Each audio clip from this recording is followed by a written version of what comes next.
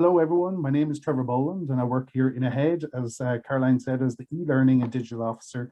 In the past, I worked as an assistive technology officer in higher education, and today I am delighted to speak about one of the most interesting topics ever, which is assistive technology.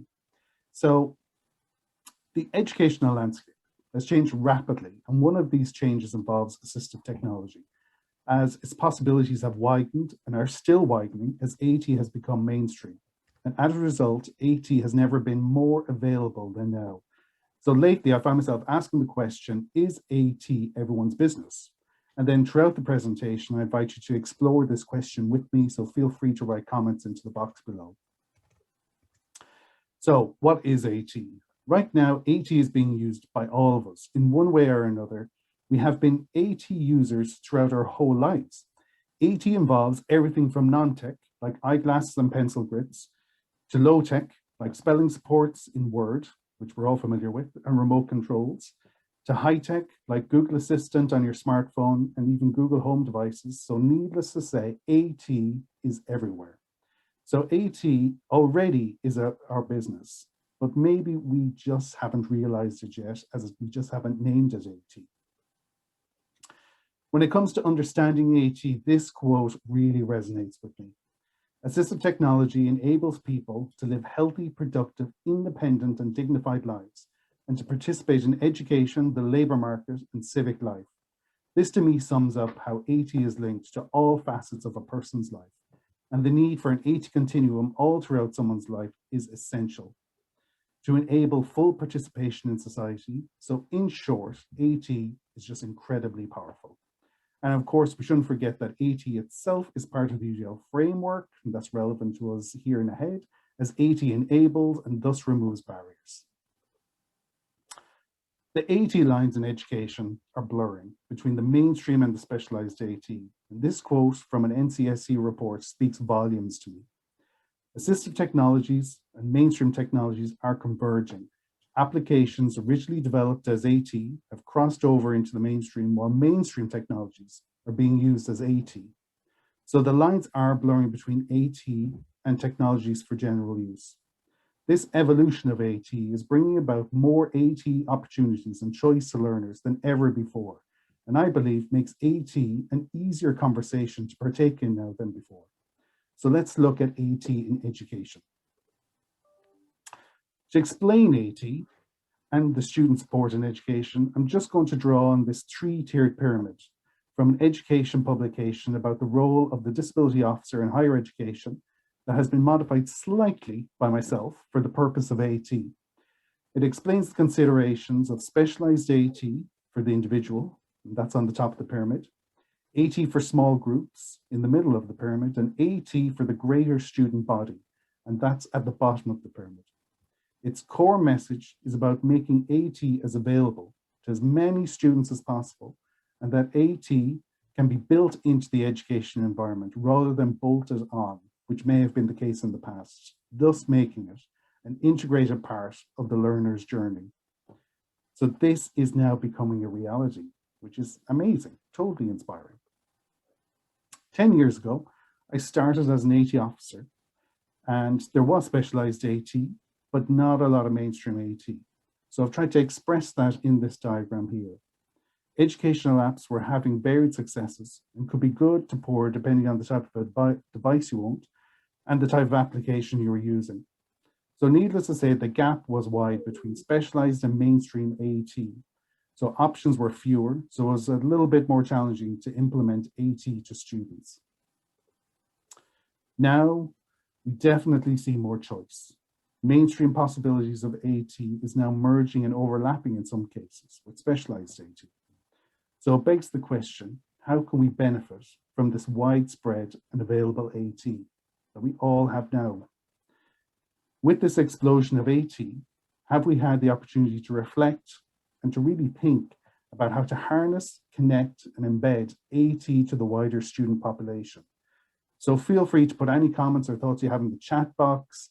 Maybe you have explored AT already with your students or with staff, or have ideas about how to implement kind of new ways of thinking or talking about AT with students. One way we in Ahead have helped to guide people's journey through this huge array of specialized and mainstream AT is through a resource called AT Hive.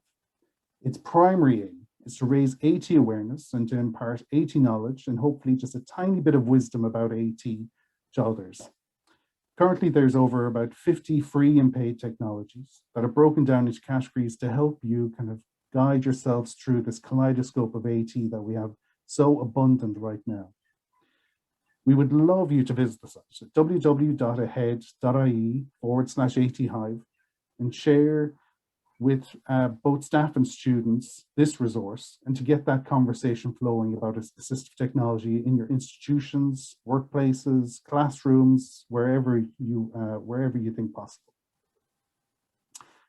So briefly, I just want to explore this statement.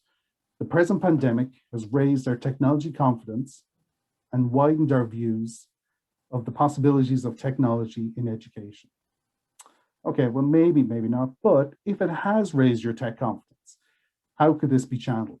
So right now, we're learning all these new skills about being online. So I just want to ask this follow-up question. When we go back to the face-to-face classroom, full-time, when this pandemic is over, how can we draw on this technology confidence that we have accumulated over the past year and to rethink and build in small AT considerations into this face-to-face classroom? Okay, I think that would be incredible if we did. So, okay, so where am I going with this topic? In this scenario, I talk about a student called Emily who has dyslexia, registered with a disability service, and has been recommended a reading support software for her laptop. This has been the case for many students for many years, and it's fantastic. So now Emily can use AT to help with her reading and comprehension in her own space and in her own time. This type of student support is something we are really comfortable with, because arguably she uses this software outside of the classroom. So this is what I'm going to call an AT comfort zone for us all. But where technology can stretch our AT views is when AT is used in the class. So in this scenario, Emily, the same student, has been given a handout to read in class. So a very common thing to happen in a class. She takes out her smartphone, opens up a free app called Google Lens, uses her headphones, and then photographs the handout via the app Google Lens, and the app reads it out to her through her headphones. So that's amazing. She has proven that she can take control of her learning in the class and just learn how to read the information in her own way. So that's absolutely amazing. Can we support this casual use of AT in the face-to-face classroom? And if so, what would be needed to make this okay and comfortable for everyone to have? So if we can support this type of AT use, then it can be transferred to different education contexts, like using the app to read forms in the student services, registration exam forms, leaflets just lying around, articles and books in the library. The transferable skills of this one app, Google Lens, is incredible. So maybe we need to think and just talk about just one piece of AT and how it could benefit many, many students. In this way, as staff, can we channel our developing tech confidence and now create new tech possibilities in the classroom? So if you think this is a good idea or a bad idea, feel free to put comments into the box, or if you think it's challenging certain ideas about how we think about AT in the classroom, or even how we think about technology in the classroom used by students. Again, feel free to start a conversation. So now looking at this slide, for just a moment, think about this paragraph. This paragraph in this slide makes mainstream assistive technology suggestions that can help all of our students about reading, writing, converting docs using the tool that was mentioned in the first presentation, online group work possibilities, and even ways to practice and get feedback about your presentations using Presenter Coach in Office 365, an amazing tool. So could a paragraph like this that's seen here in this slide be added to the end of every single assignment brief that you give your students? So simply when you give your students that brief, right under it, there's this standard paragraph that you add to everything that all the students see, and it could use, be a useful guide, and it would remind students about those types of AT supports available to them to help them take control of their own learning. So would a simple idea like this be easy to implement and in turn raise AT awareness for all students? So again, feel free to add any kind of comments or ideas you think underneath. So we're almost at the end. I'm flying through this presentation. So going back to my original question, is AT everyone's business? Like, I would definitely say yes. It is definitely our business. We have been AT users for a long time, but perhaps we just haven't been AT aware or been using AT consciously. So I'm asking you from now on maybe to engage in AT consciously and to consider its possibilities. And maybe in turn, they'll become more apparent for both you and even especially the students who you work for or with. As AT is everywhere, and for education, AT is now mainstream. We just need to raise AT awareness, as this can really help everyone throughout the whole college, both staff and students. And one of my last messages is for you to think about one type of AT. So I mentioned Google Lens, that you can advocate for your students, enhance their learning. So our AT Hive resource has tons of starting points where you can go and explore just one technology that you think will benefit a real life situation that you see a reoccurring in students. So when they submit assignments, are there reoccurring issues you're seeing that maybe just one piece of AT suggestion could address? Even in presentations, we know that's a really common way for students to do assignments. So maybe using that presenter coach is just a very real way for students to try using this presentation tool, get feedback, and maybe in turn alleviate any anxiety that they may have about presentations, which can be a common issue in higher education.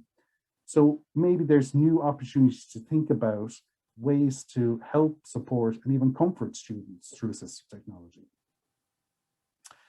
So if you do even explore AT and you explore something that we haven't got on our AT Hive resource, feel free to write about it and even share it with us in our AT Hive. There's a bit.ly link here.